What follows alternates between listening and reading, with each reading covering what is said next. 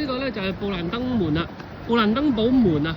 布蘭登堡門咧，講下呢個歷史嚇，呢個嚟柏林咧都係必到嘅呢一個位置啊。點解會咁重要咧？就係呢個係200年前啦。200年前係威廉皇帝第二世啊，威廉二世呢個皇帝喺為咗彰顯呢個德意志第二帝國嘅榮耀，咁啊起咗呢個門㗎。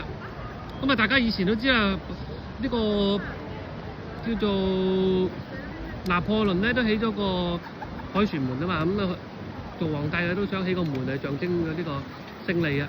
咁然之後咧就到咗冷戰嘅時候咧，就東西德都喺呢個地方嘅人咧都唔可以嚟呢度去做呢個嚟呢度，呢個係一個禁區嚟㗎，大家都唔可以入嚟㗎。咁喺柏林牆倒冧咗之後咧，就東西德人都可以嚟呢度啦。咁所以布蘭登堡門而家係象徵一個東西德統一嘅象徵嚟㗎。